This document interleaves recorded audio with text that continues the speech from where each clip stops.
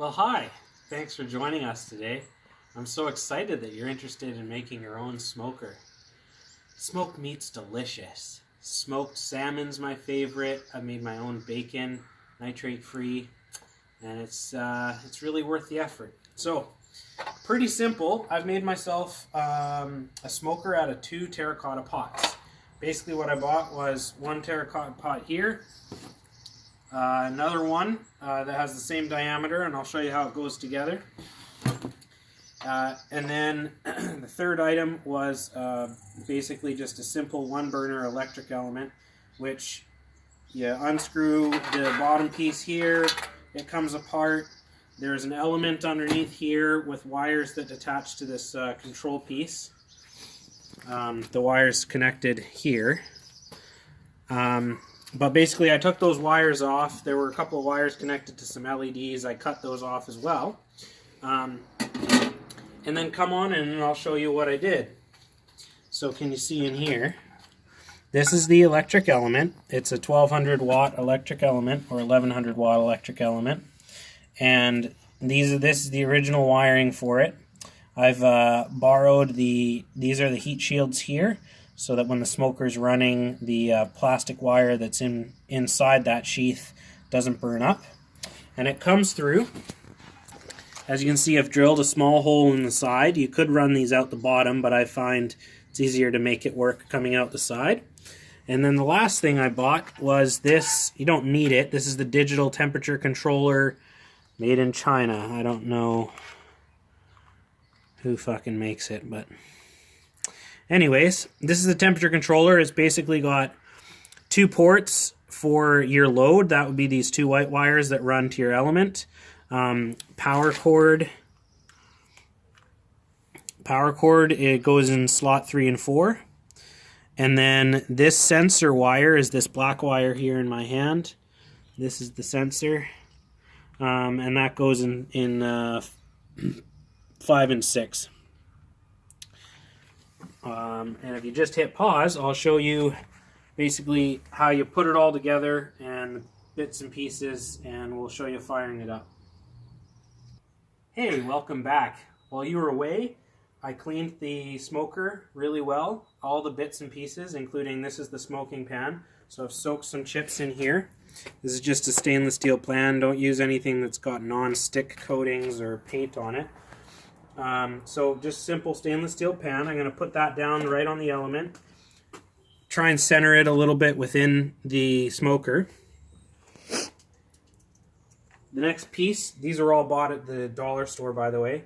The next piece is just a little grease shield. Grease shield, yeah.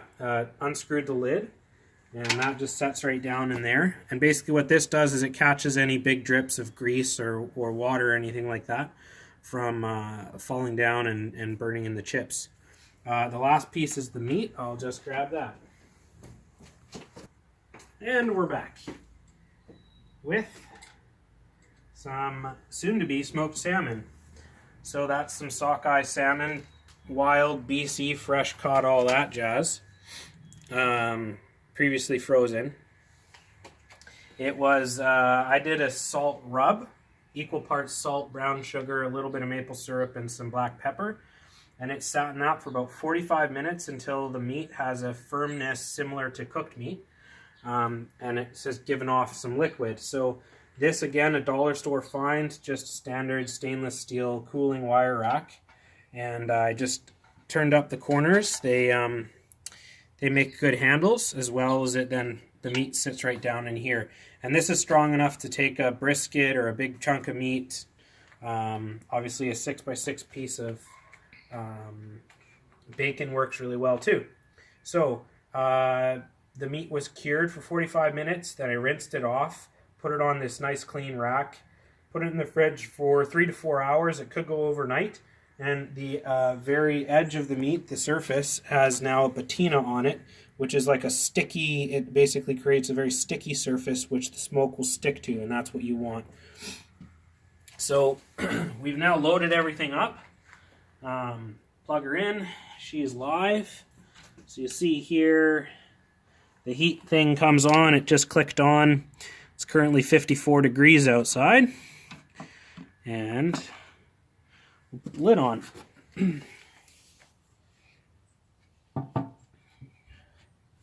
Now, a couple of things here. The two pots don't perfectly line up, so I took a old sweater and just cut the bottom of it off. So I put that down around to seal the edge. Anywhere that smoke starts to come up, I just kind of wiggle it in place. Here's the sensor wire, which is telling us what temperature inside the smoker is. So I just, again, some of the same sweater, just kind of wrap it around a little bit so that it seals that top hole. Real nice. Put the sensor in, put it in a couple centimeters, a few inches, and now I'll show you how this works real here. Super simple. You just hit S for set temperature. Right now it's set at 170, which is way too high. We'll start at about 120, 125. Let's do 120. I like to bring it up nice and slow so that we don't shock and crack the pottery. Yeah. So there you go. Hit S. Now it's set. So you can see it's on. The element is on, and it's rolling 56 degrees. And it will come back in a hot second. We'll see the smoke coming out the top. So we're back. We're now at 100 degrees. But starting, the smoke has already started at 90. So it's cranking along.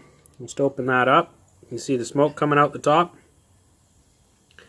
The condensation on the sensor there. That's a good sign. The chips were smoked for about 5 minutes in warm water.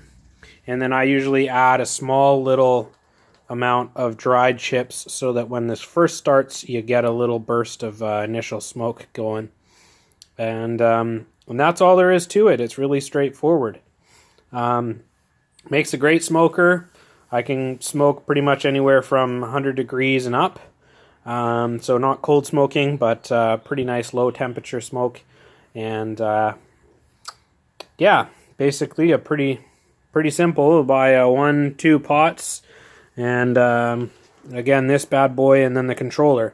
You don't need a controller. You could just use this controller here, and I did in version 1.0. But I found it pretty sketchy to try and wire this thing in and adjust it by hand with electricity wires exposed and such. So this controller is much more precise and safer.